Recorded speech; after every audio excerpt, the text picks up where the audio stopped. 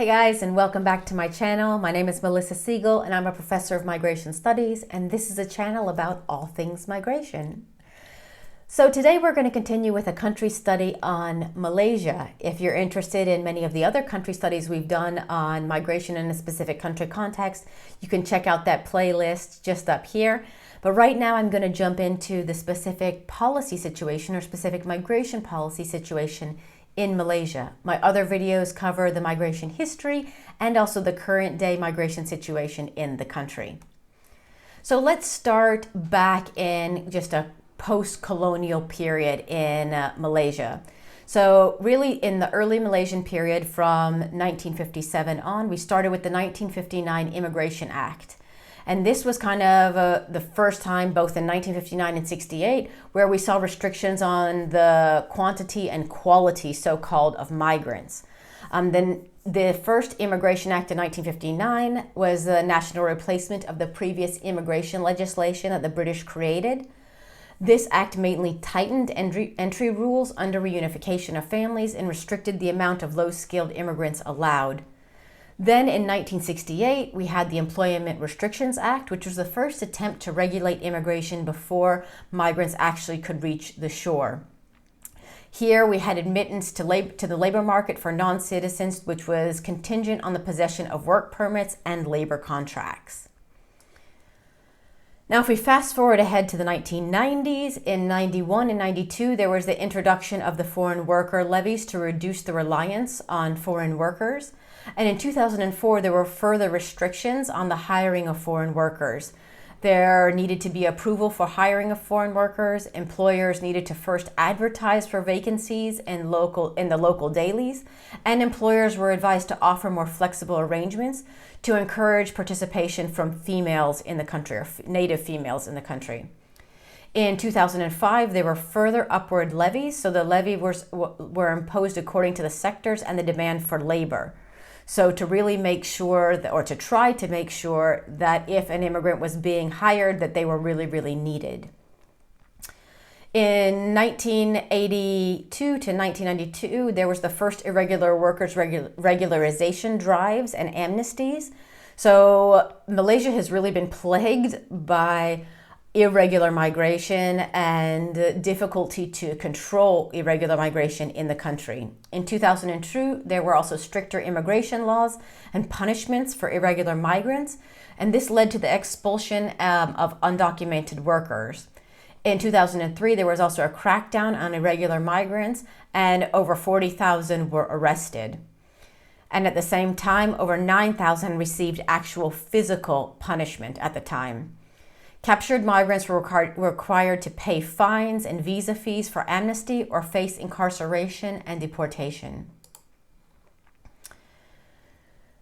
So if we look at how the country tried to reduce irregular migration even further, there was first the RELA initiative, which was first created in 1947 to undertake community projects that assisted maintain and safeguarded peace in the country, and subsequently expanded in 2005 to allow members to initiate crackdowns on irregular migrants. So basically, this was allowing normal citizens to crack down and to enforce bans on irregular migration. And you can see how that could possibly be very problematic when this was not coming from law enforcement, but normal private citizens. So they were allowed to make citizen arrests, and volunteers were given bounties for captured migrants. In 2012, over 1 million people were newly regularized foreign workers. So even though there have been several crackdowns on irregular migration, at the same time, there have been a number of amnesties or regularizations over this period. We have seen these regularizations of crackdowns and regularizations and crackdowns on irregular migrants in different occasions. So in 2019, there was the Back for Good program to grant amnesty and voluntary return to irregular migrants. And in 2020, there was a crackdown on those that did not register in the program. So if we look specifically at labor migration and regular labor migration, there is a dual work permit system in the country. So there's the employment pass, which is specifically focused on highly skilled migrants. Here you have 5 years in employment, you're able to change employers within Malaysia, there's a pathway to become permanent resident, and they are allowed to bring family members over. Now separately, there's what's called the visit pass. This is a temporary employment visa for low-skilled foreign workers. These are for people between the ages of 18 and 45. It has to be renewed every year and is subject to checkups. There's a maximum duration of 10 years for this visa. It's not allowed to change employer, you're not allowed to bring over family members, and there's no pathway to becoming a permanent resident. There's also restrictions to approved source countries, which are then separated according to industry type. So you just can't come from any country. These are pre-specified. Indian nationals are only allowed to work in construction, for instance, agriculture and plantations. Male workers from Indonesia are allowed to work in all sectors except manufacturing. So you really have these very specific rules per country and per sector. Then there's also the professional visa pass, or the PVP, which allows skilled foreigners to provide services on behalf of an overseas company. And this is allowed for a maximum of 12 months. You can see this a little bit more like for intercorporate transferees. There are also specific provisions for students and trainees and family reunification. So students and trainees are allowed to enter under student visas or work to holiday visas, and internships and trainings. So there's also a family reunification pass, and which is also allowed for long-term social visit pass to be able to visit family members, which is renewable every 12 months. Now, there's also the possibility to get a long-term residence pass, and there are very specific requirements for this. So, and again, remember, not all labor migration groups also have access to this, just mainly the highly skilled group. So, other things that you can, so other requirements to have a long-term residency pass are the person has to have family ties to a citizen. So for instance, having a legal residence in Malaysia for at least 3 years, or is a person with ties to a permanent residence and has legally resided in Malaysia for at least 5 years, or is an ex-Malaysian or Malaysian deprived of citizenship, and the application must be sponsored by a Malaysian. So there's also the residency pass for talent, and this is specifically for highly skilled migrants. It allows for a 10-year renewable multi-entry pass. You must have worked for a minimum of 3 years in Malaysia already, have a minimum monthly salary, and hold a PhD, master's or bachelor's degree, and possess at least 5 years of working experience. So this is really meant for highly skilled workers. There has been a program now that Malaysia has started since 2002, really targeted at, I would say, highly skilled workers and very specific groups, called Malaysia My Second Home, or the MM2H. This is specifically for investors. It's a 10-year renewable multi-entry social visit pass, but there are strict requirements. So there has to be a proof of sufficient offshore income. There needs to be a proof of liquid assets for those that are below 50 years old, and they have to have a place of fixed deposits in a local bank. They must maintain at least a certain amount of fixed deposits throughout the program, and have a security bond ranging between 200 and 2,000. So they're very specific requirements for these investment visas. Now, citizenship in the country mainly comes through birthrights. So dual nationality is not allowed under any case. Upon independence, there was an unconditional jus soli citizenship law, meaning that if you're born in the country, you have citizenship. However, in 1962, due to the merger and the formation of the Federation of Malaysia, the practice of dual nationality became restricted. Citizenship requirements became a mix of jus solis and iuris sanguinis, which is really a mix of those who are born in the country versus those who are born to citizens of the country. This excluded children born to persons who had no right to reside in the country or paternal heritage prior to 2010. In 2010, maternal heritage became equally recognized. However, for children born out of wedlock, the nationality of the mother applies. So from between 2003 and 2014, around 14,000 local children there are around 14,000 children whose citizenship was yet to be determined based on these laws. There's also citizenship based on registration and naturalization.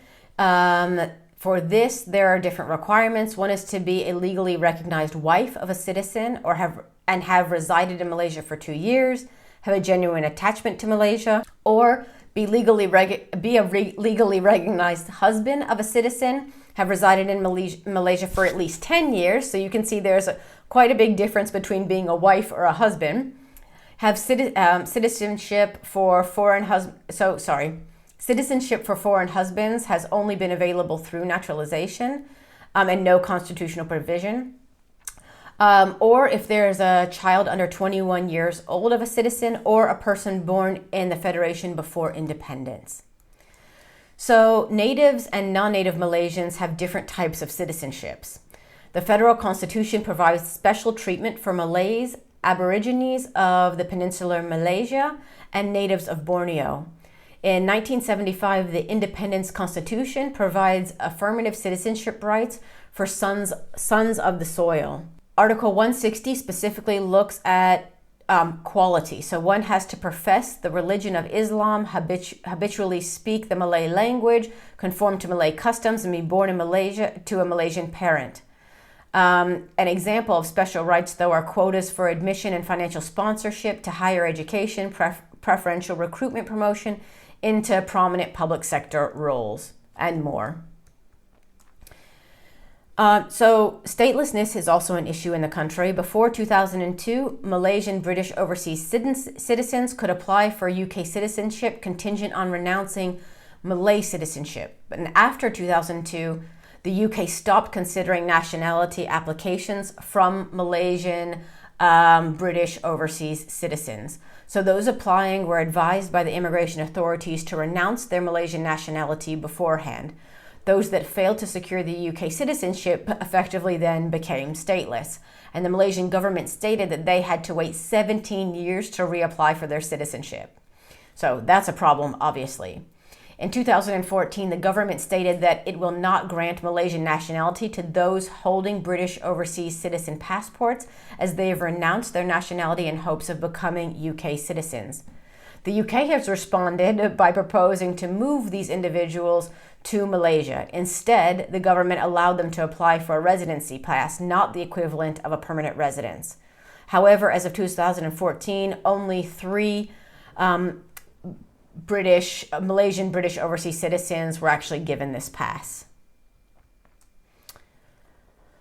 So if we look at asylum and refugee issues in the country, Malaysia is not a signatory to the 1951 Refugee Convention or the 1967 Protocol. There are no legislative provisions for asylum seekers and refugees. However, Malaysia does accept refugees handled by UNHCR and given UNHCR ID cards. So while they don't specifically recognize refugee status, they really do allow UNHCR to handle this in the country. In 2006, they started to also observe rules of non-refoulement, which means you can't send people back to a country where it's likely that you can't send people back to a country where it's likely that they will be in danger. So UNHCR is responsible for conducting the refugee status determination and operations of camps in Malaysia. In 2006, the government stated that they will accept the ID cards given by UNHCR and not detain asylum seekers. So Australia would send 800 unprocessed asylum seekers to Malaysia, and Australia would resettle 4,000 recognized refugees from Malaysia. In 2015, the UN confirmed deaths of 24 in Malaysian detention who were responsible, who were possibly asylum seekers due to their nationality from Myanmar. Here we can see how the refugee population has also changed in Malaysia between 2000 and 2019, which we see it has been generally steadily growing since 2004. In 2019, there were over 125,000 refugees in the country, over 50,000 asylum seekers, and over 9,000 stateless persons. Currently, those recognized as refugees are by UNHCR, and they're actually not allowed to work in Malaysia. So let's also now turn and look at specific diaspora engagement strategies in the country. So this is where countries try to engage their diasporas abroad. If you're interested to learn more about the term of diaspora and how that relates to migrants in general, please check out my video where I have covered the term diaspora and what we mean by diaspora. So the reason that these strategies were brought into effect was because of a primary concern about brain drain or a primary concern about highly skilled leaving the country. In 1995, there was this scheme for appointment of overseas Malaysian and foreign scientists, and this attracted only around 24 overseas Malaysians. In 2001, they implemented a returning experts program. In 2006, the Brain Gain Malaysia program, and in 2012, the talent roadmap to 2020. And this was a strategy for making Malaysia a top 20 global talent destination by 2020. The idea was to optimize Malaysian talent, attract and facilitate and build networks of top talent from Malaysia. So there have been a number of these diaspora engagement strategies over time. If we look now to human trafficking in the country and the policies around human trafficking, they are a non-signatory to the Universal Declaration on Human Rights and the UN Convention for the Suppression of the Traffic of Persons and of Exploitation of the Prostitution of Others, the UN Convention Against Transnational Organized Crime, the UN Protocol to Prevent, Suppress, and Punish Trafficking in Persons. So basically, they haven't signed any of the important relevant declarations or UN protocols against human trafficking. However, that doesn't mean that they don't have legislation against trafficking. So in 2007, they implemented the Anti-Trafficking in Persons and Anti-Smuggling of Migrants Act. In 2012, they had the Anti-Trafficking Nationality Action Plan developed under the Act for coordination between the relevant parties. And between 2014 and 2017, there was an increase in number of trafficked Rohingyas into Malaysia. UNHCR found Rohingya trafficking camps in 2015, across which the remains of 139 individuals were discovered.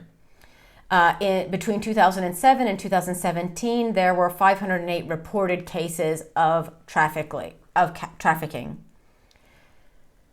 But there are plenty of issues of trafficking in the country and a lot of numbers that are not known also, and a lot of lack of real attention on this topic. So trafficking remains prevalent, hidden, and dangerous in the country, especially within heavily forested areas between Malaysia and Thailand.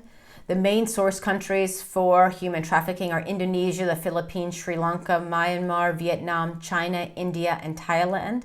And the majority of the victims are women. Malaysia is the main destination and to a lesser extent, a source and transit country for trafficking. Malaysia is listed as a Tier 2 watch list country for trafficking in persons by the U.S. Department of State. And the report suggests an inadequate victim service and persecution of traffickers. Now, if we look at here, you can see the key migration-related international and regional conventions, and you can see clearly where these have been signed and where they have not been signed. So you can see that they did sign the 1995 Convention on the Rights of the Child and the ASEAN Convention Against Trafficking in Persons, especially women and children. But there are a number of other a number of other conventions that they are not privy to. So many of these I've discussed already, including the Refugee Convention, also the United Nations Convention Against Transnational Crime, the 1975 Migrant Workers Convention, the International Convention on the Protection of the Rights of Migrant Workers and Their Families, etc., etc. So still a lot of things that haven't been done. If we look at the institutional framework in the country, you can see that the overarching important institution here is the Cabinet Committee on Foreign Workers and Illegal Immigrants. And then you have the Ministry of Home Affairs. And then you have the Ministry of Human Resources, the Immigration Department of Malaysia, and the Ministry of Foreign Affairs. And you also have bodies within each of these. So within the Cabinet Committee on Foreign Workers and Illegal Immigrants, this is an oversight body for migration policies chaired by the Deputy Prime Minister. Within the Ministry of Home Affairs, we have the Secretariat for Committee and Policy Lead. And within the Ministry of Human Resources, we have the Labor Migration Affairs. Within the Immigration Department of Malaysia, you have the Services Department under the Ministry of Home Affairs. And under the Ministry of Foreign Affairs, you have the department working on Diaspora Engagement. So I hope this just gave you a quick overview of the current migration policy and governance situation in Malaysia. I hope you'll stay with us to check out what the current migration situation is in the country. And please remember, like in all of my other videos, I put all of the references in the description in case you're interested in more reading on the topic. I hope to see you next time. Bye-bye.